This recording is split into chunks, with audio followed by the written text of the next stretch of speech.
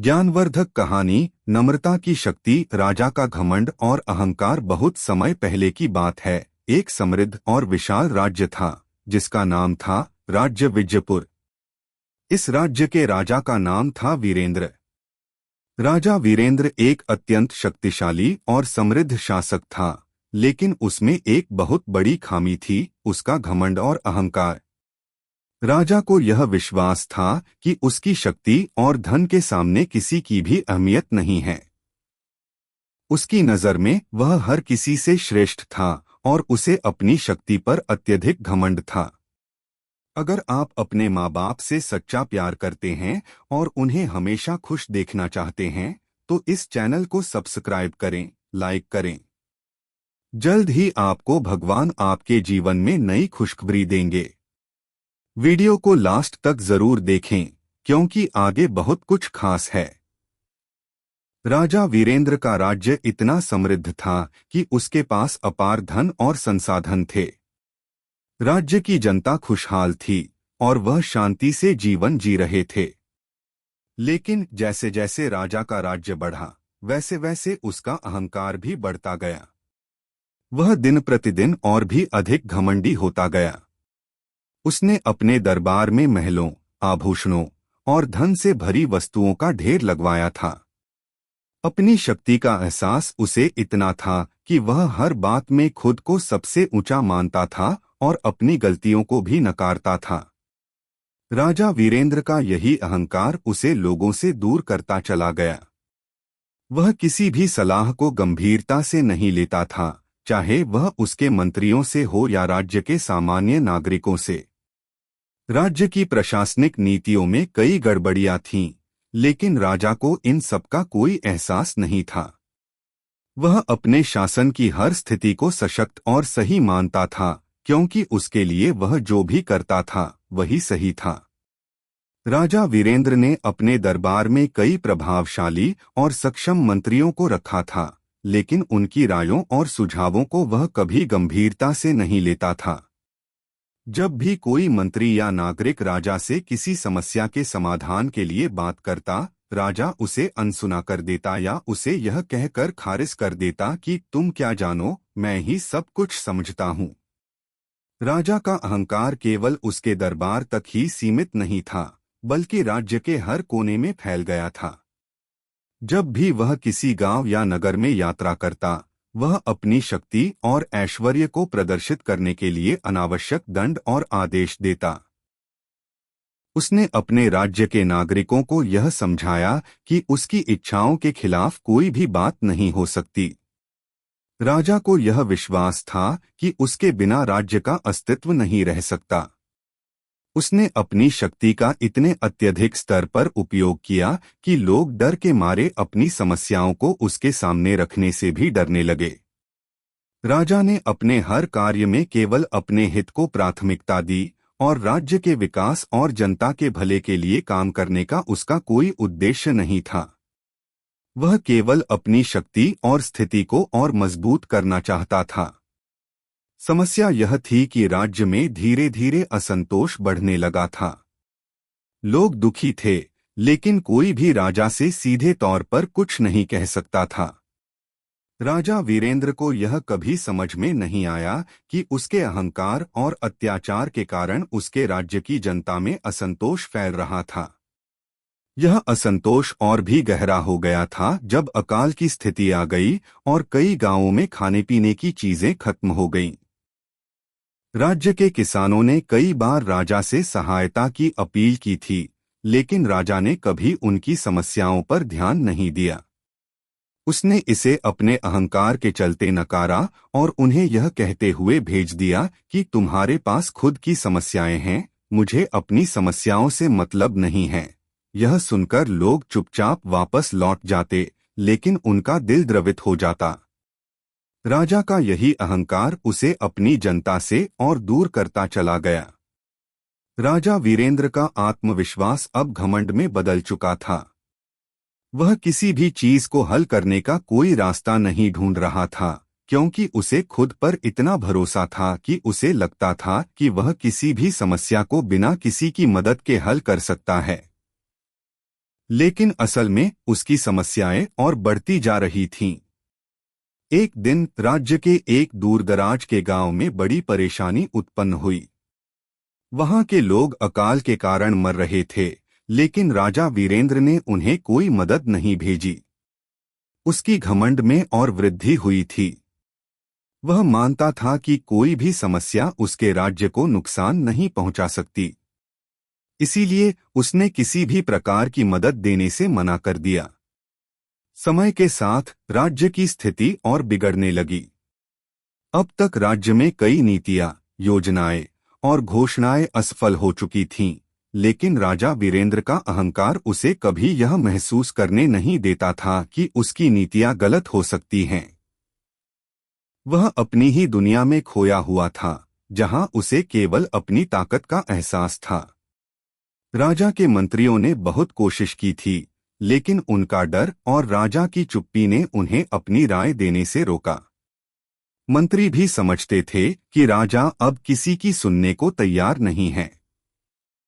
इस प्रकार राज्य में निरंतर समस्याएं बढ़ती गईं, लेकिन राजा वीरेंद्र को यह कभी महसूस नहीं हुआ कि उसके शासन के तरीके ही समस्या का कारण थे। राजा के अहंकार ने उसके शासन की नींव को कमजोर कर दिया था। वह कभी भी यह नहीं समझ पाया कि असली शक्ति अपने राज्य की जनता से प्यार, सम्मान और समर्थन में होती है, न कि केवल धन और ताकत में। यह राजा का अहंकार था जो उसे अंधेरे की ओर ले जा रहा था और राज्य को संकट की ओर धकेल रहा था।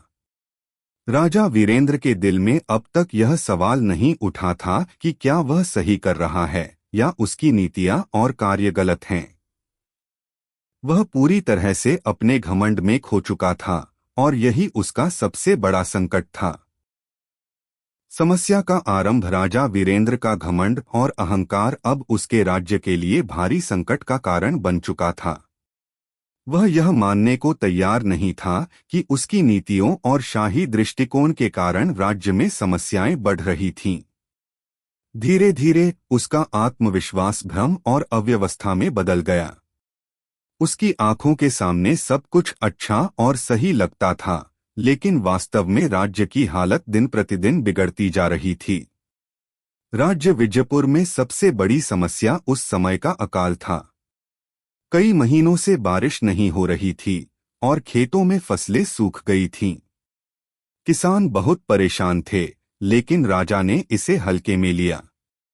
उसने यह सोचकर अकाल की स्थिति को नकार दिया कि उसके राज्य में सब कुछ सही है और यह केवल एक छोटी सी समस्या है जो जल्दी ही सुलझ जाएगी।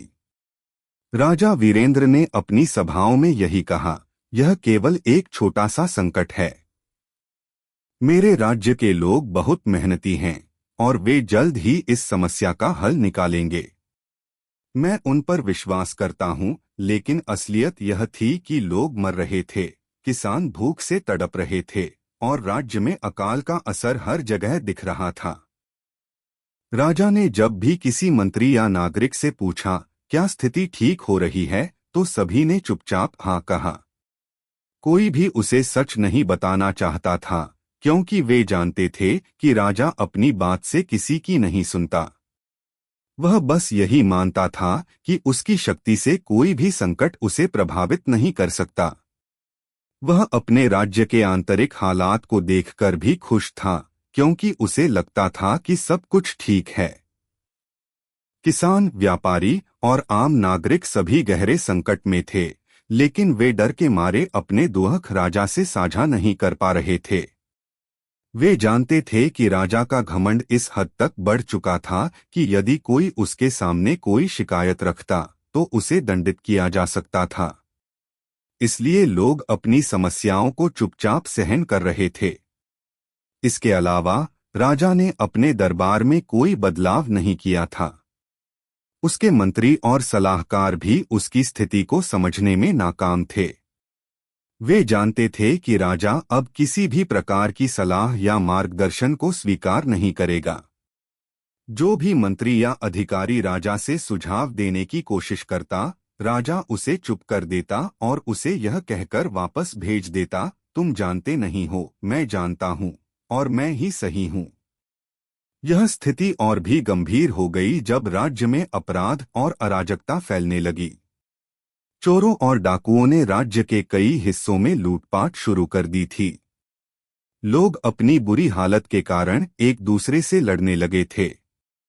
राजा वीरेंद्र का ध्यान केवल अपने व्यक्तिगत ऐश्वर्य और समृद्धि पर था और उसने अपराधियों और बुरे तत्वों को नियंत्रित करने के लिए कोई कदम नहीं उठाया। राज्य के सुरक्षा बल भी अब कमजोर पड़ने लगे थे, क्योंकि वे राजा की आलोचना करने से डरते थे। वे जानते थे कि अगर उन्होंने अपनी नीतियों के खिलाफ आवाज उठाई तो उनका वध भी हो सकता था। ऐसे में वे सिर्फ आदेशों का पालन करते हुए चुप रहे और राज्य में अपराध बढ़ते रहे। राजा का अहंकार अब उस हद तक बढ़ चुका था कि उसने यह भी नहीं सोचा कि वह गलत हो सकता है। एक दिन राजा ने एक सार्वजनिक दरबार बुलाया और अपनी जनता से यह कहा, तुम सब परेशान क्यों हो? यह सब केवल एक अस्थायी स्थिति है। हमारे पास पर्याप्त धन और शक्ति है। इस राज्य को कोई संकट नहीं घेर सकता। लेकिन उसकी बातें जनता के दिलों में और गहरी नफरत भरने लगीं।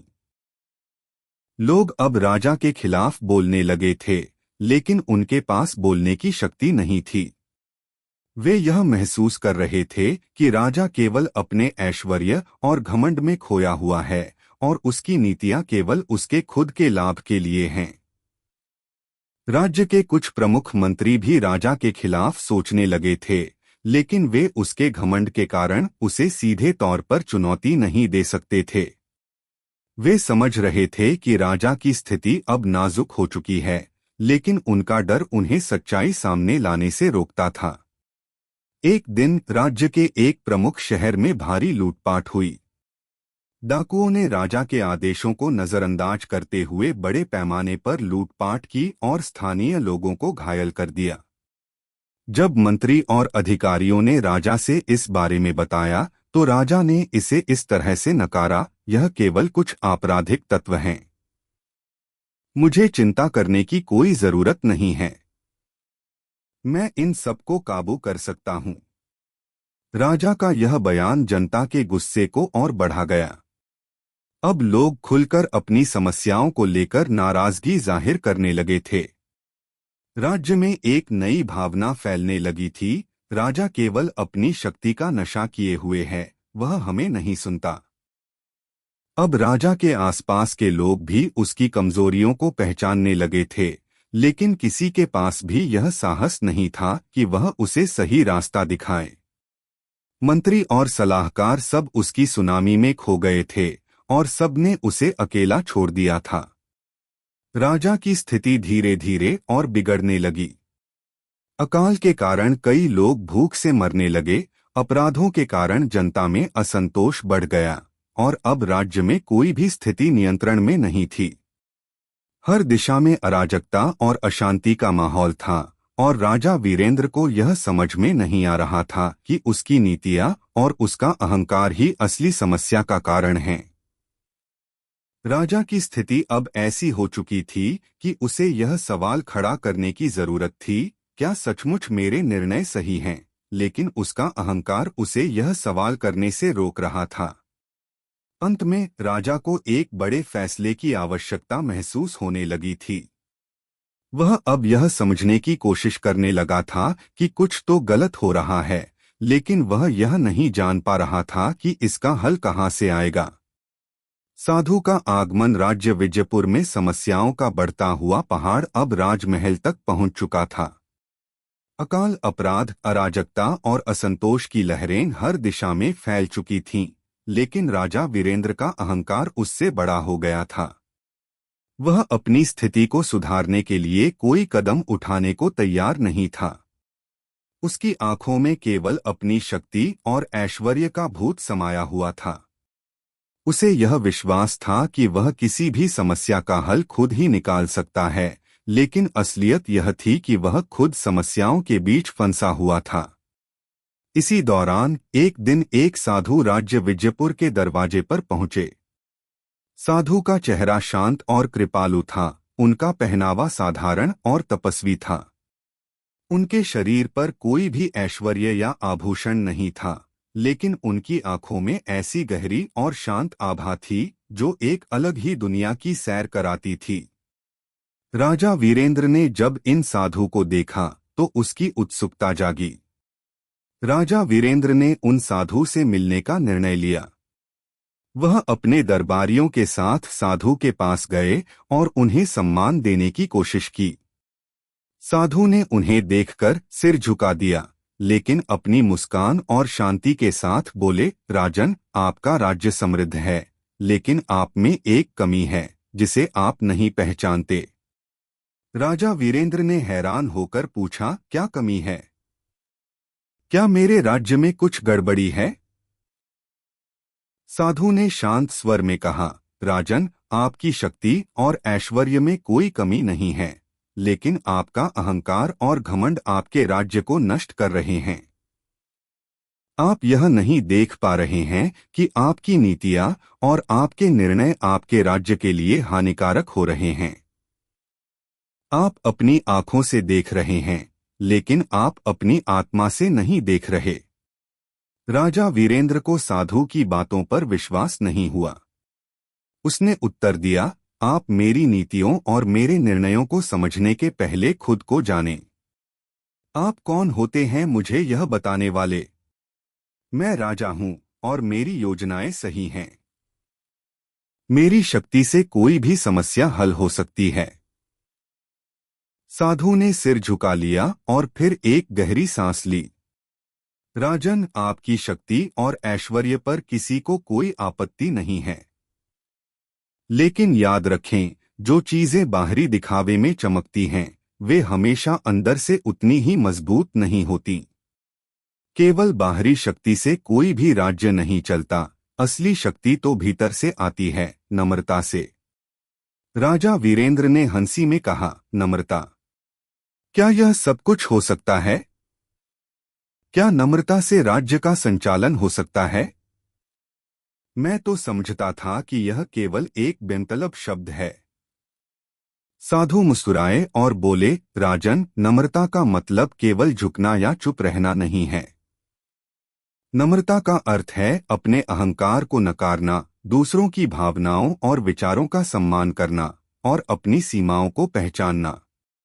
जो कोई अपनी शक्ति और सामर्थ्य का अहंकार करता है, वह अंत में वही खो देता है, जबकि जो अपनी शक्ति को नम्रता और समझदारी से उपयोग करता है, वही असली विजेता होता है। राजा वीरेंद्र ने साधु की बातों को ध्यान से सुना, लेकिन वह अब भी अपने घमंड को छोड़ने के लिए तैयार नहीं था। वह साधु से कहने लगा, आप कहते हैं कि नम्रता से समस्या का समाधान होगा, लेकिन क्या कोई साधु यह समझा सकता है कि कैसे? मुझे तो अपनी शक्ति और आभूषणों पर विश्वास है। साधु ने राजा को उत्तर दिया, राजन, क्या आप कभी अपने लोगों से सच्चे दिल से बात करने का समय निकालते हैं? क्या आपने कभी उनके दर्द, उनके संघर्षों और उनकी समस्याओं को समझने का प्रयास किया है? राजा चुप रहा। उसे यह महसूस हुआ कि वह हमेशा अपनी ही सोच में खोया रहता है और कभी भी अपनी प्रजा से नजदीकी नहीं बनाता। लेकिन उसके अहंकार ने उसे यह स्वीकारने से रोक दिया।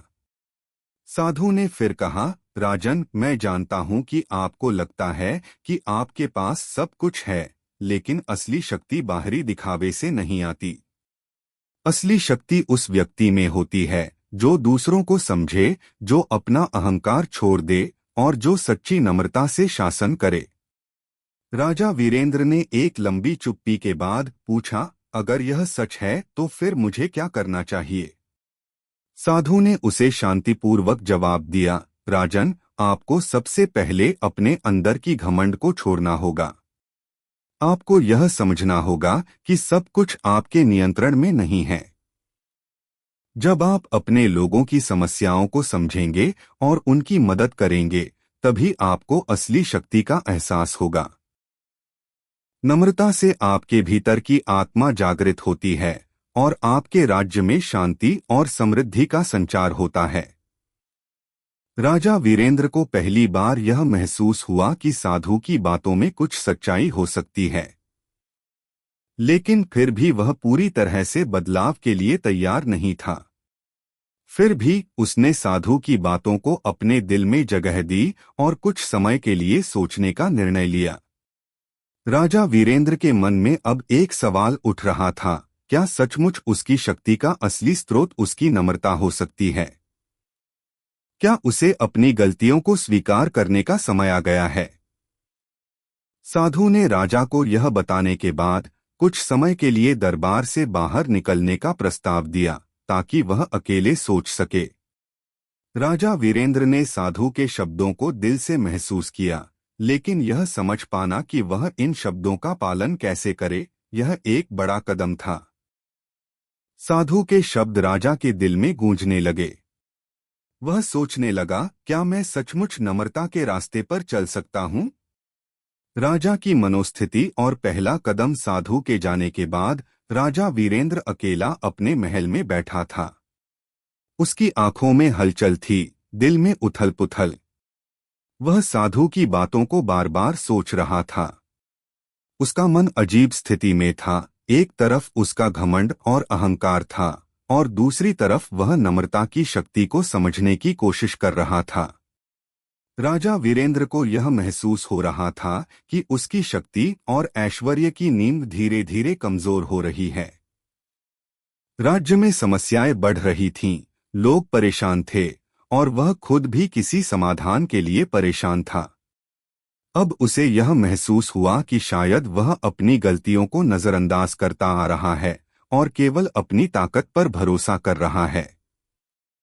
राजा ने अपने दरबार के प्रमुख मंत्रियों और सलाहकारों को बुलाया।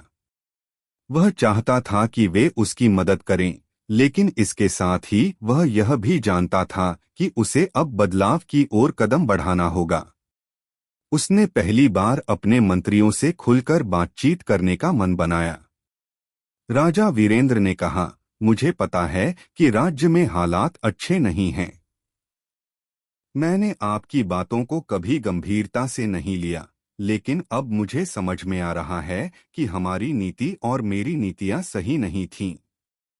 मुझे मदद की जरूरत है। आप मुझे बताएं, हमें क्या करना चाहिए? मंत्रियों ने एक दूसरे की ओर देखा और फिर एक मंत्री ने बोलना शुरू किया, महाराज, हम हमेशा से आपकी ताकत और नेतृत्व को मानते आए हैं, लेकिन अब यह साफ है कि हम सबको मिलकर राज्य की समस्याओं का हल खोजना होगा। हमें अपने किसानों की मदद करनी होगी और साथ ही राज्य में बढ़ते अपराधों पर कड़ी नजर रखनी होगी। अगर हम सब एकजुट होकर काम करें तो हम इन समस्याओं का समाधान कर सकते हैं। राजा वीरेंद्र ने सिर झुका लिया और गहरी सांस ली। उसे यह बात समझ में आ रही थी कि समस्या केवल बाहरी नहीं बल्कि आंतरिक भी है। यदि वह अपनी शक्ति और घमंड का त्याग करके सही दिशा में काम करने लगे तो शायद चीजें बदल सकती हैं। लेकिन यह एक बड़ा कदम था और उसे अब यह तय करना था कि क्या वह अपने अहंकार को छोड़ने के लिए तैयार था। राजा ने अपनी नजरों में आत्मविश्लेषण किया। क्या सच में मैं नम्रता से अपने राज्य का संचालन कर सकता हूं?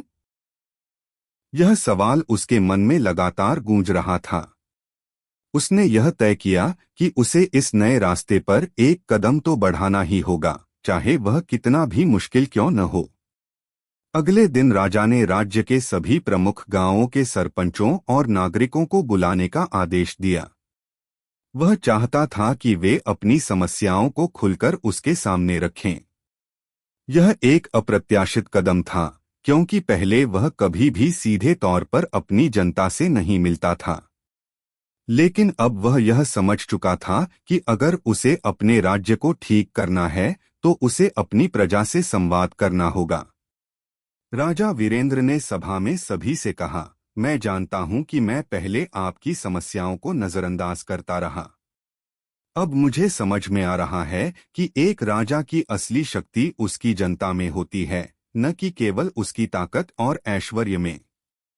मुझे अपनी गलतियों को स्वीकार करना है और अब से मैं आपकी समस्याओं को हल करने के लिए पूरी तरह से समर्पित रहूंगा। सभी नागरिक राजा के इन शब्दों को सुनकर हैरान हो गए। वे कभी नहीं सोचते थे कि राजा कभी ऐसा कुछ कहेगा। वे चुपचाप उसकी बातों को सुन रहे थे। एक बुजुर्ग नागरिक ने खड़ा होकर कहा, महाराज, हम जानते हैं कि राज्य में समस्याएं हैं, लेकिन हमें विश्वास था कि आप कभी हमारे साथ नहीं खड़े होंगे। आप अगर सचमुच हमें साथ लेकर चलें, तो हमें यकीन है कि राज्य की हालत बेहतर हो सकती है। राजा वीरेंद्र ने गहरी नजर से उस बुजुर्ग नागरिक को देखा और कहा, अब से मैं आपके सभी सुझावों का स्वागत करूंगा। हमें मिलकर यह सब ठीक करना होगा। राजा ने पहले कदम के रूप में यह फैसला लिया कि वह किसानों को राहत देने के लिए एक योजना बनाएगा। उसने अपने सभी मंत्री और अधिकारियों को बुलाया और एक बैठक की। बैठक में राजा ने कहा, हमारा सबसे पहला उद्देश्य किसानों की मदद करना है। उनके लिए खाद्य सामग्री, बीज और पानी की व्यवस्था करनी होगी। हम जो भी संभव मदद कर सकते हैं वह करेंगे। मंत्री और अधिकारी चुपचाप सुन रहे थे, क्योंकि यह पहला मौका था जब राजा ने अपनी गलती को माना और किसी समाधान के लिए कदम बढ़ाया। मंत्री ने कहा, महाराज, अगर आप सचमुच किसानों की मदद करना चाहते हैं तो हमें तात्कालिक रूप से एक राहत पैकेज लागू करना होगा, जिसमें उन्हें अनाज और अन्य जरूरी सामान तुरंत उपलब्ध कराया जाए। राजा ने तत्काल आदेश दिया कि राज्य के सभी सरकारी गोदामों से अनाज और खाद्य सामग्री भेजी जाए और किसानों को निःशुल्क वितरित की जाए। इसके साथ ही उसने सिंचाई के लिए जल स्रोतों को सुधारने के निर्देश दिए और किसानों को बीज वितरण की योजना बनाई। राजा की इस पहल को देखकर राज्य के नागरिकों को एक नई उम्मीद मिली।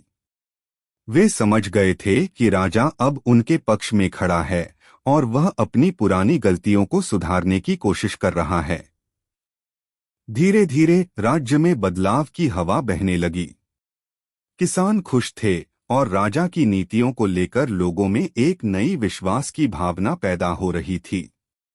साथ ही राजा ने अपराधों पर काबू पाने के लिए एक सख्त नीति अपनाई। उसने अपराधियों के खिलाफ कड़ी कार्रवाई की और राज्य की सुरक्षा को मजबूत किया। राज्य के सुरक्षा बलों को नए दिशा निर्देश दिए गए, जिससे अपराधों में कमी आई और लोगों में सुरक्षा का एहसास हुआ। राजा वीरेंद्र का अहंकार अब धीरे धीरे दूर हो रहा था और उसकी जगह एक नया राजा उभर रहा था। वह राजा जो अपनी जनता के प्रति जिम्मेदार था और जो सच्ची शक्ति, नम्रता और समझदारी में मानता था।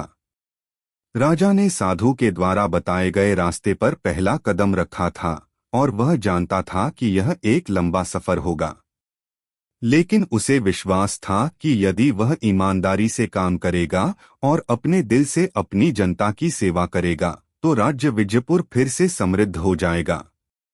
नम्रता की शक्ति। राजा वीरेंद्र ने अब अपने घमंड को छोड़ने और नम्रता का मार्ग अपनाने का संकल्प लिया था। उसका जीवन पहले जैसा नहीं रहा था। अब वह अपनी सत्ता का उपयोग न केवल अपनी ऐश्वर्य और सम्मान बढ़ाने के लिए बल्कि अपने राज्य के लोगों की भलाई के लिए कर रहा था। उसके दिल में अब अहंकार का स्थान नहीं था, बल्कि वह अपने लोगों की समस्याओं को समझने और हल करने के लिए पूरी तरह से समर्पित था। राज्य में बदलाव के संकेत धीरे धीरे दिखने लगे थे। पहले जिस राज्य में अकाल और अराजकता का माहौल था, वहां अब किसानों को राहत मिल रही थी। खाद्य सामग्री और पानी की आपूर्ति बढ़ी थी और राज्य के कृषि क्षेत्र में सुधार के प्रयास किए जा रहे थे। किसानों को बीज, खाद और बेहतर सिंचाई की सुविधाएं दी गई थीं। राजा के इस कदम ने प्रजा में विश्वास और उम्मीद का संचार किया था। लेकिन इस सबका सबसे बड़ा असर यह था कि राजा ने एक सच्चे नेता की तरह अपने लोगों से संवाद किया। पहले वह अपने मंत्रियों और सलाहकारों के माध्यम से शासन करता था, लेकिन अब उसने अपने लोगों से सीधा संवाद करना शुरू कर दिया था। राज्य के विभिन्न हिस्सों में वह यात्रा करता, वहां के लोगों से मिलता और उनकी समस्याओं को सुनता। वह जानता था कि एक राजा को केवल अपने राज्य के समृद्धि के लिए काम नहीं करना चाहिए, बल्कि उसे अपनी प्रजा के दुखों को समझकर उनका समाधान भी करना चाहिए। एक दिन राजा ने राज्य के सभी प्रमुख गांवों में दौरा करने का निर्णय लिया। यह निर्णय उसने अपनी आत्मा से लिया था, क्योंकि अब वह जानता था कि बिना लोगों के साथ मिलकर काम किए वह किसी समस्या का समाधान नहीं कर सकता। वह सीधा उन गांवों में गया जहां अकाल और फसल की समस्या सबसे ज्यादा थी। वहां उसने किसानों से बात की और उनकी स्थिति का गहन अध्ययन किया। तुम्हारी समस्याओं को समझने के लिए मैं यहाँ आया हूँ, राजा ने एक गांव के किसानों से कहा। क्या आप लोग मुझसे खुलकर अपनी समस्याएं बता सकते हैं? एक बुजुर्ग किसान ने राजा से कहा, महाराज, हमारा हाल बहुत बुरा है। बारिश नहीं हो रही और हमारी फसलें सूख गई हैं। हम अपने परिवारों का पेट कैसे भरें, यह हमें समझ में नहीं आ रहा। राजा ने उस किसान की आंखों में दर्द देखा और उसके बाद उसने सभी किसानों से इस मुद्दे पर विस्तार से चर्चा की। उन्होंने यह तय किया कि राज्य सरकार तुरंत एक कार्यक्रम शुरू करेगी जिसमें किसानों को न केवल राहत सामग्री दी जाएगी, बल्कि उनके लिए बेहतर सिंचाई की व्यवस्था भी की जाएगी। राजा के इस कदम से किसानों में एक नई उम्मीद जागी। उन्होंने राजा के फैसले को सराहा और महसूस किया कि अब उनका राजा उनके साथ है। राजा ने यही संदेश हर गांव में दिया। वह अब केवल सत्ता का प्रतीक नहीं था, बल्कि वह अपनी जनता का सच्चा साथी बन चुका था। राजा ने इसके बाद राज्य में अपराधों पर नियंत्रण पाने के लिए एक और बड़ा कदम उठाया। उसने राज्य की पुलिस और सुरक्षा बलों को कड़े निर्देश दिए कि वे अपराधियों को सख्ती से सजा दें, लेकिन साथ ही नागरिकों के अधिकारों की रक्षा भी करें। राजा ने अपराधियों को दंडित करने की प्रक्रिया को न्याय संगत बनाने के लिए न्यायपालिका में सुधार किया। राजा वीरेंद्र का यह कदम राज्य में एक नया विश्वास लेकर आया। लोग अब यह समझने लगे थे कि राजा केवल सत्ता के लिए नहीं, बल्कि उनके भले के लिए काम कर रहा था। वह अब अपनी जनता का राजा था, न कि सिर्फ एक शाही व्यक्ति जो केवल अपनी शक्ति का आभास दिलाता था। राज्य में एक और बड़ा परिवर्तन हुआ। पहले जब कोई नागरिक अपनी समस्याएं राजा के सामने रखता था, तो उसे अक्सर नजरअंदाज कर दिया जाता था या उसकी बात को हल्के में लिया जाता था। लेकिन अब राजा ने अपनी जनता के साथ बैठकर समस्याओं का समाधान निकालने का एक नया तरीका शुरू किया।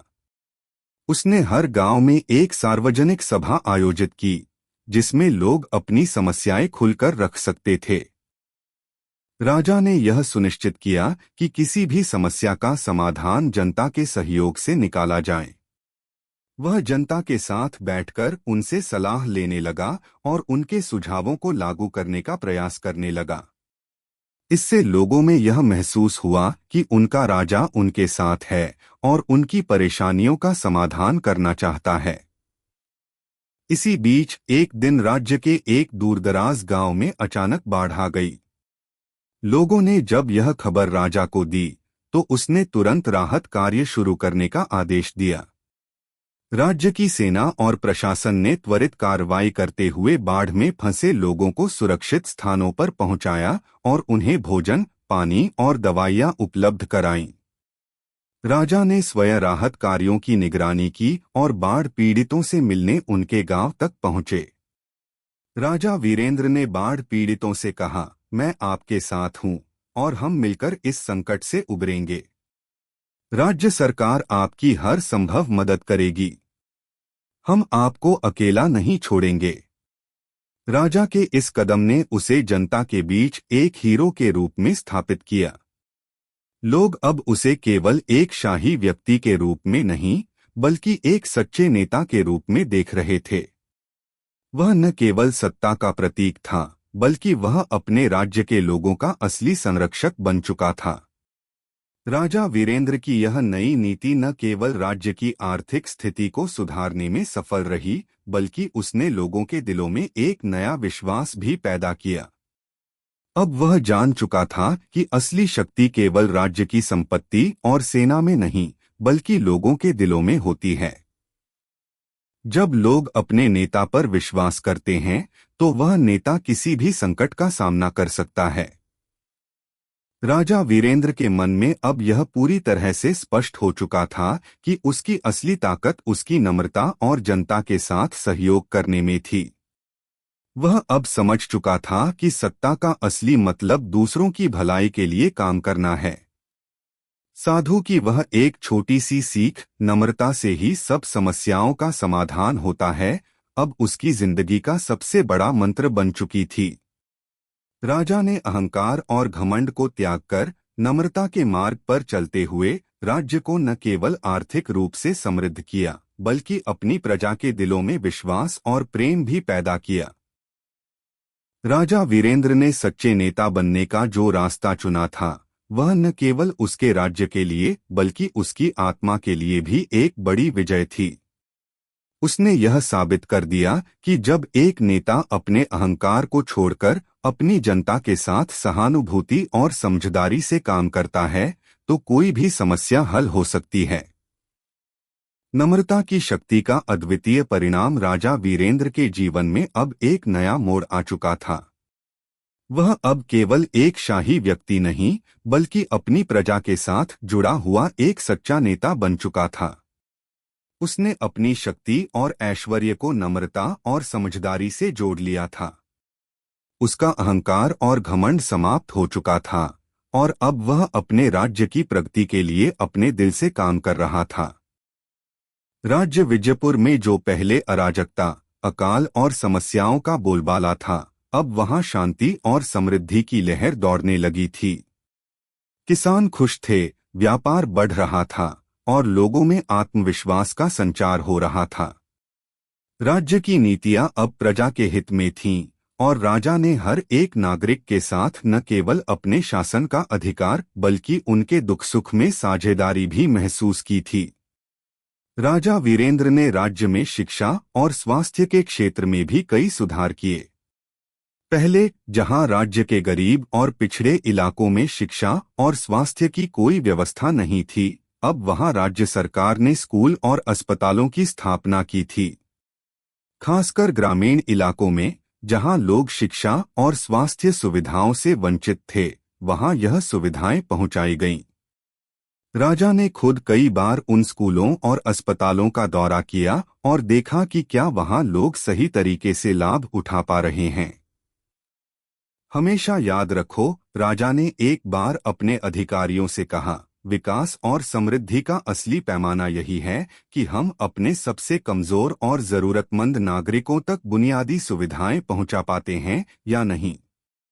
यदि हम किसी की मदद नहीं कर सकते, तो हमारे राज्य का विकास अधूरा रहेगा।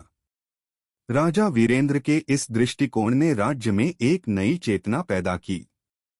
लोग अब राजा को केवल एक शाही व्यक्ति के रूप में नहीं, बल्कि एक ऐसे मार्गदर्शक के रूप में देख रहे थे जो उनका साथी था।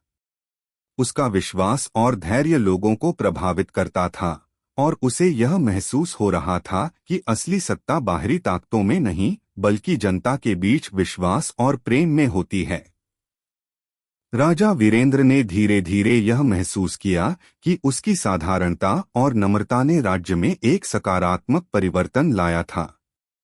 लोग अब अपनी समस्याओं को साझा करने में संकोच नहीं करते थे और राजा ने अपनी पूरी शक्ति और संसाधनों का उपयोग उन्हें हल करने के लिए किया। उसने जनता से यह वादा किया था कि वह हमेशा उनके साथ रहेगा और वह अपनी बातों पर खरा उतरा। एक दिन राज्य में एक बड़ी संकट की घड़ी आई। राज्य के पास सीमावर्ती क्षेत्र में एक पड़ोसी राज्य से संघर्ष की स्थिति उत्पन्न हो गई। राजा वीरेंद्र को जानकारी मिली कि पड़ोसी राज्य की सेना विजयपुर की सीमाओं में प्रवेश कर रही थी। यह स्थिति राज्य के लिए गंभीर खतरा बन सकती थी। राजा ने तुरंत एक आपातकालीन बैठक बुलाई और अपनी सेना के प्रमुखों और सलाहकारों से चर्चा की। हमें अपने राज्य की रक्षा के लिए कड़े कदम उठाने होंगे, राजा वीरेंद्र ने सख्त लहजे में कहा। लेकिन ध्यान रखें, हमें युद्ध से बचने की पूरी कोशिश करनी होगी। हमें यह साबित करना होगा कि हम केवल शक्ति के बल पर नहीं, बल्कि समझदारी और संवाद से समस्याओं का समाधान करना चाहते हैं। राजा ने अपने मंत्री और सेना प्रमुख को आदेश दिया कि वे पड़ोसी राज्य के साथ संवाद के रास्ते पर जाएं और शांति की ओर कदम बढ़ाने की कोशिश करें। राजा ने यह भी सुनिश्चित किया कि राज्य की सेना पूरी तरह तैयार रहे, लेकिन वह केवल आखिरी उपाय के रूप में इसका इस्तेमाल करना चाहता था। राजा का यह दृष्टिकोण और शांति की चाहत एक अद्वितीय था। इसने राज्य के सभी नागरिकों को प्रभावित किया और एक नई ऊर्जा का संचार हुआ। लोग समझ रहे थे कि उनका राजा केवल बाहरी युद्ध नहीं, बल्कि अंदरूनी शांति और सौहार्द की भी शक्ति रखता था। राजा वीरेंद्र की यह रणनीति सफल हुई। पड़ोसी राज्य ने समझदारी और सामंजस्यपूर्ण बातचीत के बाद युद्ध को टालने पर सहमति जताई। राजा ने यह साबित कर दिया कि एक सच्चे नेता का कर्तव्य केवल अपनी सेना और शक्ति को बढ़ाना नहीं, बल्कि शांति की ओर मार्गदर्शन करना भी होता है। समझदारी और नम्रता का यह अद्वितीय मिलाजुला राज्य में एक नई बयार लेकर आया। राज्य विजयपुर में शांति और समृद्धि का माहौल पूरी तरह से स्थापित हो गया था। राजा वीरेंद्र अब न केवल अपने राज्य में एक आदर्श शासक के रूप में माने जाते थे, बल्कि पूरे राज्य में लोग उनकी नम्रता और समझदारी की सराहना करते थे। राजा ने एक बार फिर यह सिद्ध कर दिया कि असली शक्ति केवल बाहरी ताकतों में नहीं, बल्कि आत्मविश्वास, नम्रता और सच्ची सेवा में होती है। वह समझ चुका था कि जब एक नेता अपनी जनता के साथ जुड़कर उनके दुखों और सुखों में भागीदार बनता है, तो वह केवल एक शासक नहीं, बल्कि एक सच्चा नेता बन जाता है। राजा वीरेंद्र का जीवन अब एक प्रेरणा बन चुका था। उसने यह साबित किया कि सच्चे नेतृत्व का मतलब केवल शक्ति का प्रदर्शन करना नहीं होता, बल्कि अपनी जनता की भलाई और शांति के लिए काम करना होता है। उसके बाद के वर्षों में राज्य विजयपुर ने न केवल भौतिक दृष्टि से विकास किया, बल्कि यहाँ के नागरिकों में एकता, विश्वास और समृद्धि की भावना भी जागृत हुई। राजा वीरेंद्र के साथ ही यह कहानी भी समाप्त होती है, जो हमें यह सिखाती है कि नम्रता और समझदारी से कोई भी समस्या हल की जा सकती है, और जब हम अपने अहंकार को छोड़ देते हैं और सच्ची सेवा में लग जाते हैं, तो यही हमें असली शक्ति प्रदान करती है। कहानी का सारांश: नम्रता की शक्ति। यह कहानी एक राजा वीरेंद्र की है, जो अपने घमंड और अहंकार के कारण समस्याओं में फंस जाता है। राजा वीरेंद्र का शासन धीरे धीरे कमजोर होने लगता है और उसकी प्रजा परेशान हो जाती है। एक दिन एक साधु राजा से मिलता है और उसे नम्रता का महत्व समझाता है। साधु राजा को यह सिखाता है कि अपनी शक्ति और ऐश्वर्य से अधिक महत्वपूर्ण है लोगों की भलाई के लिए काम करना और उनके दुखों को समझना। राजा वीरेंद्र साधु की बातों को गंभीरता से लेता है और अपने अहंकार को छोड़कर नम्रता का मार्ग अपनाता है। वह अपनी प्रजा से संवाद करने लगता है, उनकी समस्याओं को समझता है और उनका समाधान खोजने के लिए कदम उठाता है। किसानों को राहत देने के लिए अनाज और बीज बांटने का आदेश देता है और राज्य की सुरक्षा को मजबूत करने के लिए अपराधियों के खिलाफ कड़ी कार्रवाई करता है। राजा वीरेंद्र का जीवन धीरे धीरे बदलने लगता है। राज्य में शांति और समृद्धि का माहौल बनता है और लोग राजा की नम्रता और नेतृत्व की सराहना करते हैं। राजा को यह समझ में आता है कि असली शक्ति बाहरी ताकतों में नहीं, बल्कि जनता के दिलों में होती है। वह अपनी प्रजा की सेवा में पूरी तरह समर्पित हो जाता है और राज्य विजयपुर को एक आदर्श राज्य बना देता है। कहानी हमें यह सिखाती है कि जब हम अपने अहंकार को छोड़कर नम्रता से काम करते हैं तो समस्याओं का समाधान संभव होता है। सच्चा नेतृत्व अपनी प्रजा की भलाई और शांति के लिए होता है और यही असली शक्ति होती है। अगर आपको हमारे वीडियो पसंद आए तो चैनल को सब्सक्राइब जरूर करें, लाइक करें और अपने विचार कमेंट में साझा करें। आपका सपोर्ट हमें और बेहतर कंटेंट बनाने की प्रेरणा देता है। धन्यवाद।